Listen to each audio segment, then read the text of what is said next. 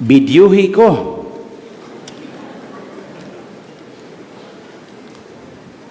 Di ba matrending mo? Familiar? Dili. Mga kaigsunan kong kaparian, hamiling katawhan sa Dios, lungsod nga balaan, mga dibotos ni Senyor Santo Niño, kutob sa maabot og nakabati ning akong tingog, ning sayong kabuntagon, mayong buntag kaninyong tanan. O Viva Pit Senyor! Viva Pit Senyor! Atong nabatian sa Ebanghelyo karong adlawa nga si Jesus mitanyag og kaayuhan ngadto sa usa ka sanglahon. Si Marcos dili ang presidente, kundi si Marcos nga ebanghelista.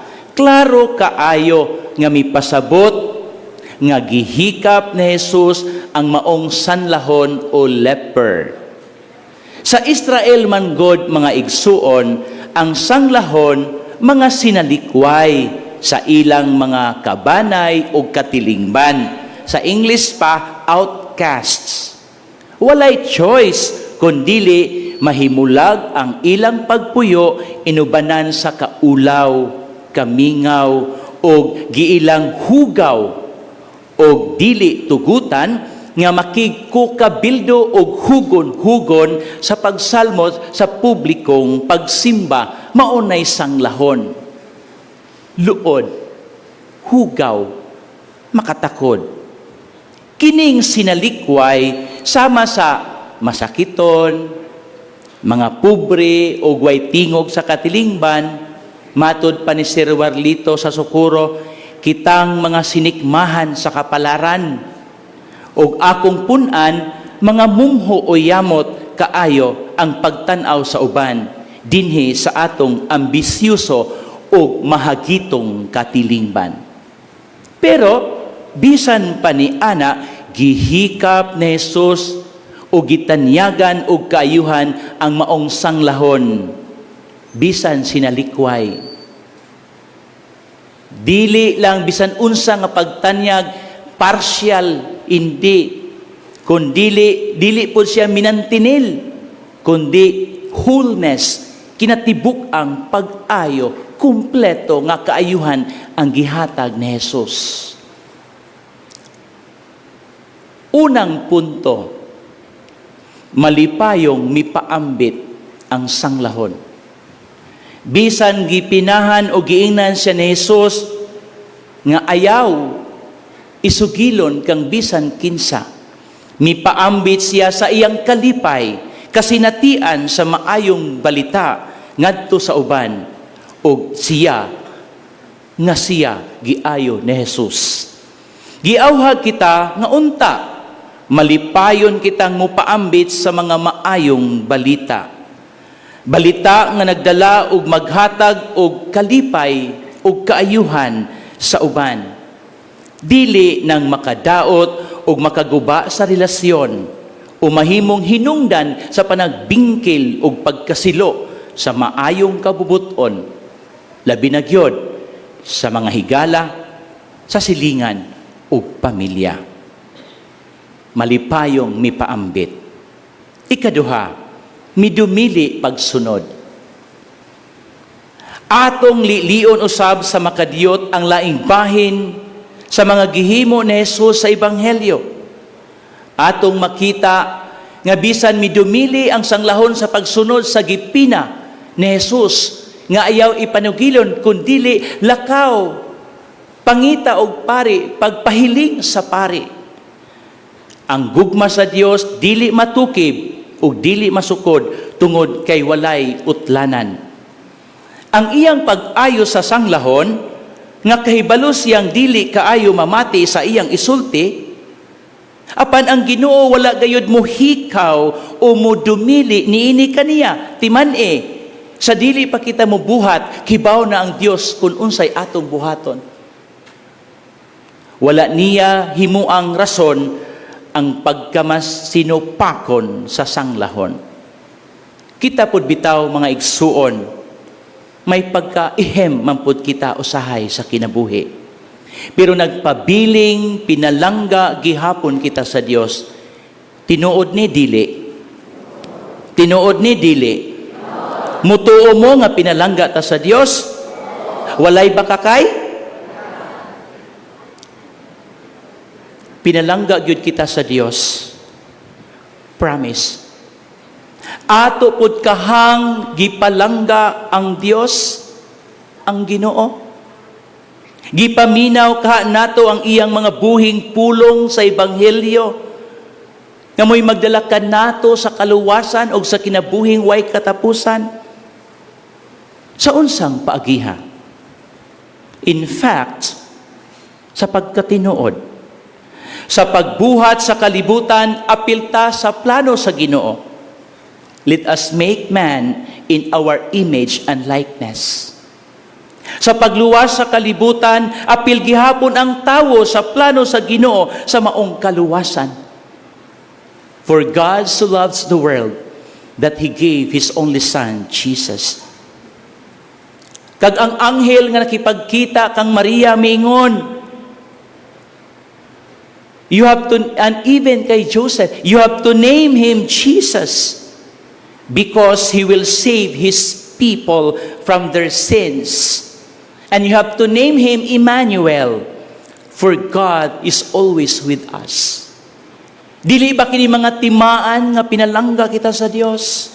Sa pagplano, sa pag-umol sa kalibutan, apilta. Sa pagluwas sa kalibutan, bida gihapon ta. Pero ang akong pangutana nga balik-balikon, apil ba ang plano? Apil ba ang Diyos sa atong mga plano sa kinabuhi?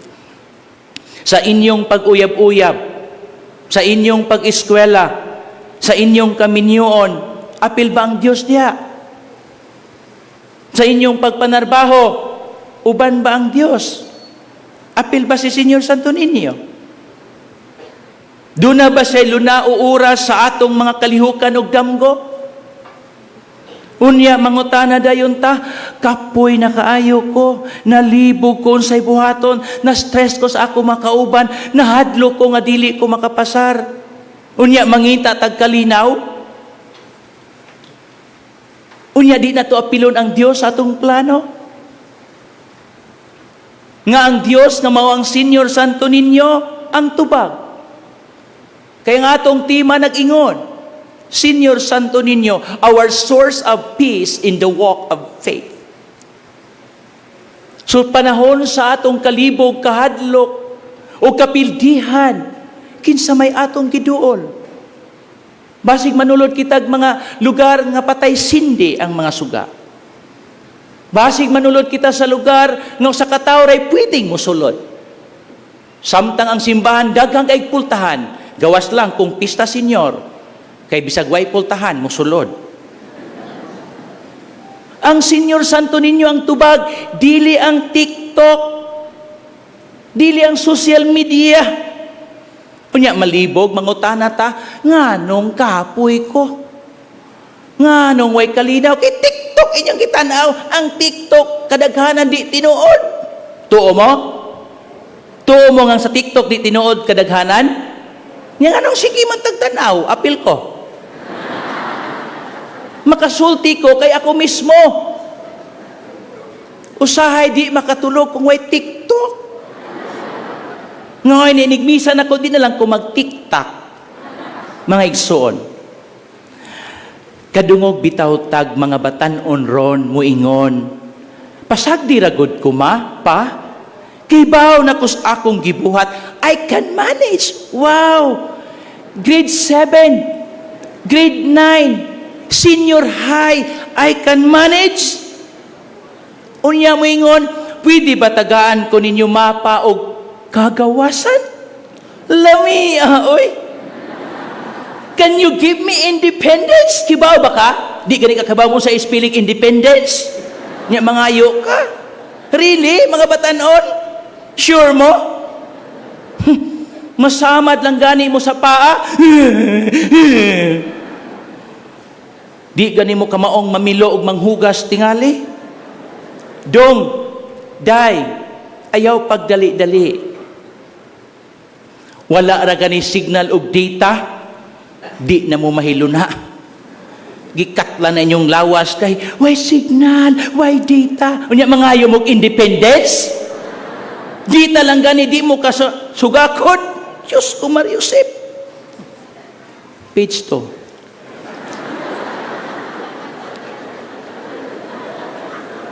Buwagan na ganimos uyab, di nakatug, di na mukaon, panaana dayon. Nga mga ayaw mong independence, buwag na ganito. Sus! Suhira ragod ko. Gibuwagan kong uyab. Maupo niya akong gibati. Pero nakasurvive. Fit, senyor? Tarihot, Dili mo gawas, dili mo tingog. Kasabaan ragani, dili kadawat.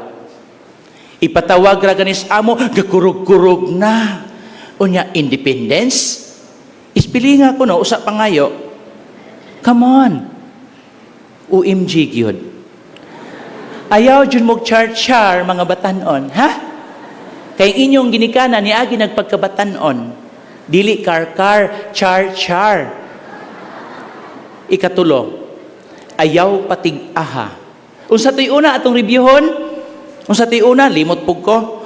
Malipayong mipaambit. Ikaduha, midumili pagsunod. Ikatulo, ayaw patig-aha. Unsay dili pagahion, patig-aha meaning pagahion. Unsay dili pagahion? Ang kasing. Ang unang pagbasa sa Hebreo o sa Salmo responsoryo nagkanayon. Miingon ang Espiritu Santo, kung karon makadungog kamo sa iyang tingog, ayaw patig-aha ang inyong mga kasing-kasing. Klaro? So, dili na ito patig-ahon ang atong kasing-kasing. Si Maria, ang inahan sa Dios sa kasal sa Kana, miingon man, do whatever He tells you. Buhata ang bisan unsa nga isulti niya kaninyo. O dito nahitabo ang unang milagro sa kasal sa Kana, ang tubig na himong bino. Kung sundo nato ang kabubuton sa Dios, pinaagi sa simbahan o sa atong mga ginikanan, ayay naagyo'y daghang milagrong mahitabo sa atong life. Ang Amahan, ang Diyos Amahan, sa pagbunyag ni Jesus sa suba sa Jordan, miingon, kini ang pinalangga kong anak, nga akong gikahimutan, paminawa ninyo siya.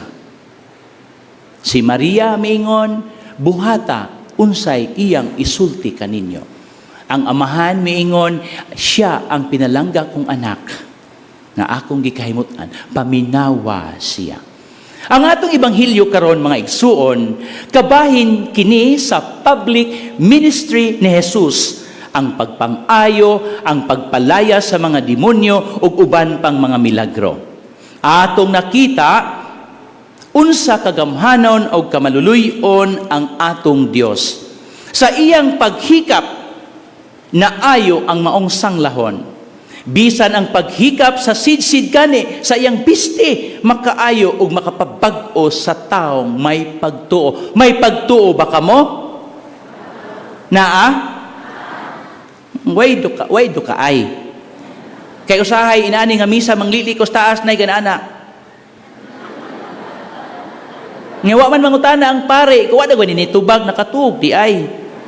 Okay ra na siya. Ay laghagok. Lakbitan nato magamay ang gahom sa paghikap. The power of touch nga gibuhat ni Jesus. Ang hikap, grabe ka powerful. Sulayan na to. Hikapak kuno ang paa sa inyong tupad. Kung di ba mo masagpaan. Sulayan to, powerful bakit? Tidak, bebe. Kamu bitay sagpaon? Powerful ang hikap. Istorya. Dunay usa ka tigulang nga misimba dinhi sa Basilica del Santo Niño, hamtong ang tigulang gani hamtong. Dinhi sa Basilica, after sa alas 4 nga buntag nga misa, miuli siya paadto sa Talamban. So misakay siya og jeep nga 13C. Pagtunga-tunga na sa iyang biyahe, somewhere in Ayala, mikuha siya og pliti og midunol niini ngadto sa driver og mingon, "Dong senior citizen." Nakita sa driver nga murag na ay nana nga sa iyang kamot nga gatulo-tulo gamay. Og daling mingon ang driver, "Okay na nay, okay na nay. Libre kay sinulog bayaron. Pit senior nay ha, pit senior." Sa laktod, wala dawata ang iyang plite kay naa may gatulo nga nana sa iyang kamot. Sa kalipay uyamot sa hamtong nga babayi sa pasahero, mapasalamatong miingon, "Ay, salamat kayo dong, pit senior kabuutan nimo." Pero samtang iya kining gisulti, dungan ang pagpisil sa aping sa driver. "Salamat kayo dong, pit senior. Hunong laging driver ka diyot. Muna'y power sa hikap. Bisan ang pagpikpik sa mga abaga sa tao nga namatyan, sa tao nga nakahuwaan, sa tao nga gibulagan, sa tao nga wakabayad sa utang, ingna lang, kaya lagi ni mo na. Ni aramis imong luyo, ang simpleng pagpikpik sa abaga, makadasig, bisan walay pulong. That's the power of touch. Ang kariho nga kamot nga makahatag og kadasig, mausab ang kamot nga pwedeng makahatag og kaluya og kadautan sa kinabuhi sa uban. As I end my sharing, kada ari na ko diri or bisan asa ko moadto sahay, mingon ang mga tao, "Father, robot na po, Father, robot. Padayon na po sa robot, Father." Hangtod nga asa ko maglakaw, ino ko nga si Father Robot. Kay ay ko no, na ako'y istorya sa una, nga akong gisumpay-sumpayan. Para pag-undang ini, ako silang giingnan nga, ang robot namatay sa COVID. Di ba? Stop ng story. So, wala kay kasumpay. Unya, upat man to ka season. Ang una, nangawat robot nga manakop og kawatan. Ikaduha, robot nga managpa og bakakon. Ikatulo, robot nga manakop og mahuyang kanang bayuton. Ang ikaupat, the talking robot nga mosulti niyog sana all. So, ingon ko, wala na kay ako na pamalandungan nga robot na may gipangita. Dili naman si Senyor Santo Niño.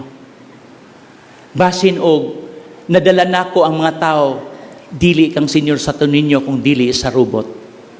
Mao nga agig pagtapos atong sumpayan og season 5. Kay naay robot nga nakasurvive. Kay nag-quarantine di ay. Unya nagtuog pa gyud. Unya nakadawat siya ayuda o mga sardinas. Robot Season 5. Kini nga title is Robot nga mi-attend og party panahon sa pandemic. So, robot attending a party. Sa iyang pag-attend sa party, misulod siya sa iyang yadtuan. Doon na may duha ka pultahan. Unya sa pultahan, nakasulat, male, female. Diri siya sa female ni sulod. Lakaw diyon siya. Pag-abot sa unahan, naa naman siya nakabutang nga laing pultahan, duha na pod kabuok. Gisulat dito, relative or friend. Dito siya nisulod sa relative. Reklamo siya.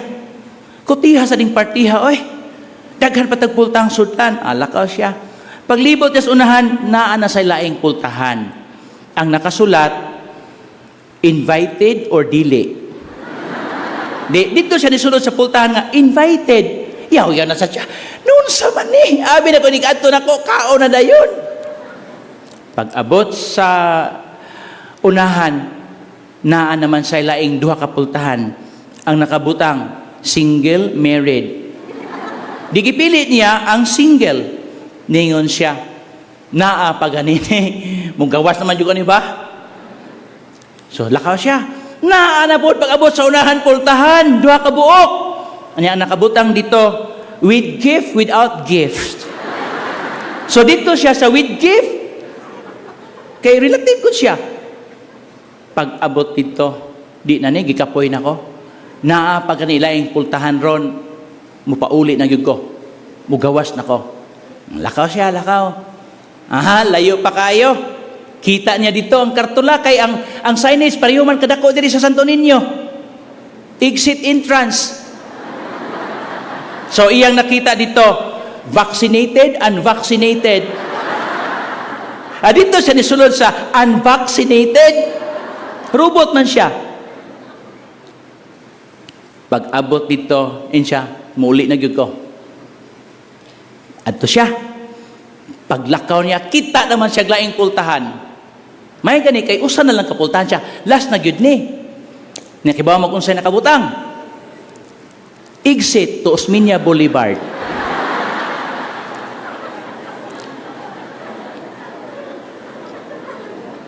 Exit ha to Osmeña Boulevard.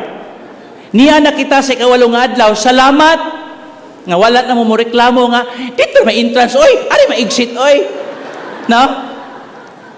Kay grobot pa mo di mo reklamo, tao man mo. Salamat nga wa mo reklamo kaayo. Unsa kaha kung ang maong robot, tawo pa. Unsa kaha nga kung katong maong robot, ikaw to. Nga wa nakasulod kay unvaccinated. Dili ba ka maka-feel of discrimination? Dili ba ka ngi-feel nga mula man tag gibulag-bulag ani? Dili ba ka maka-feel nga apil ba ko? Dili ba ka mga feel nga you are abandoned and neglected? Ako ni siyang giapil tungod sa punto sa tong tema. Senior Santo Niño, our source of peace in the walk of faith. Kaysa akong pamalandong ang tema karon, ila kining gipahaom o gibase sa synodality nga mga concern sa atong simbahan. Kung mingon tag synodality, it is journeying together, walking together. Kung sa panahon sa pandemya, bulagon ang lula ug apo, kung pinalanggan nimo ang imong lula, bulaga sila. Kung tinuod nga ayaw mo bisita, kung tinuod nga na paglagyo mo, di ba? Pero karon sikit na kayo ta. Mao ni giingon, mao ni gitudlo sa atong paglagyo. Nga kung atong sayuron, panahon sa mayon ani, angay tang magtinabangay, angay natong sutaon kung unsa kita tinuod, isip katilingban ug pamilya. Naabit ay giingon, walay makapahimulag nato sa gugma sa Dios, patay, gutom, bisag unsang pagsulay, kapobrihon, gubat, dili na nato makabulag sa Dios. COVID lang. Sa COVID, nagkabulag-bulag. I-isolate. Mao nga sa pagbalik sa pista Senyor nga nag-face to face kita, gutom, uhaw kaayo, lami kayong isikit, lami kayong idikit. Og tinuod pa to nga dunay physical distancing, pangutana nga nung daghang mga buntis.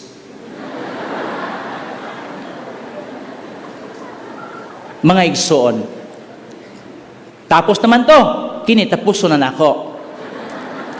Nining tulo ka punto sa diin man nato masinati ang tinuod nga kalinaw sa Ginoo. Diha ba sa atong malipayong pagpaambit? Diha ba sa pagdumili sa pagsunod nato sa mga sugo sa Dios? Malipayon ba kita? Malinawon ba kita? O diha ba sa paggahi, pagpatig-a sa atong kasing-kasing, nagmalipayon ba kita? Si Senyor Santo Niño maong tinugdan sa tinuray nga kalinaw, samtang nagpanaw kita ning matuuhon, isip matuuhon, padulong sa atong langitnong amahan. Huptan tang mensahe gikan sa sulat sa Hebreo o sa pulong sa Salmo nga nag-ingon, kung karon makadungog kamo sa iyang tingog, ayaw patig-aha ang inyo makasing-kasing. Timan-i nga ang kalinaw sa atong gihambin sa atong kinabuhi, dugay rang gidulit ni Kristo, ni Senyor Santo Niño sa atong kinabuhi, apan nahimong lubog og hanap tungod sa nagkadaiyang kasinatian, maayo og daotan, makadasig og makaluya, makaguol og magkalipay, kaisog og kahadlok. Ang tinuod nga kalinaw makahatag og tinuod nga kalipay. Si Hesus, si Senyor Santo Niño ang tinugdan niini, dili TikTok ug wa nay lain pa. Mangalos kita mga igsuon sa sapa ug sa dagat nga way pagkahubas sa kalinaw ug gugma ni Kristo. Diha sa paghikap, hikaplagan unta nato ang atong dignidad ug kabililhon, isip binuhat sa Dios. Nga nangandoy og kalinaw, kaangayan, hostisya, panagdait, pasaylo, gugma ug pagsabot. Sa atong pagpanaw, isip usa ka pamilya, komunidad ug katilingban, nasod ug simbahan sa Dios, ato untang huptan ang gasa sa kalinaw. Si Kristo miingon, peace I give you, my peace I give. Puy-an ug ipaambita ang tinud-anay nga kalinaw. Sa atong pagpaambit, sa atong pagbayaw ug pagwarawara, sa atong mga kamot panahon sa batubalani, uban ang atong mga intensyon ug pag-ampo, makaabot unta ang maong panalangin kanato gikan ni Senyor Santo Niño. Sama sa iyang pag-ingon sa Ebanghelyo, buot ko, mamaayo ka. Maato usab ang maong pagtugot ug panalangin. Pangita ang gingharian sa Dios ug ang tanan igadugang kanimo. Seek ye first the kingdom of God. Hikapon unta ni Senyor Santo Niño ang ato makasing-kasing ug hunahuna aron matagaan kitag kaisog. Si Senyor Santo Niño ang batubalani sa gugma, sa kalinaw, tuburan. Amen? Amen. Viva Pit Senyor! Viva Pit Senyor!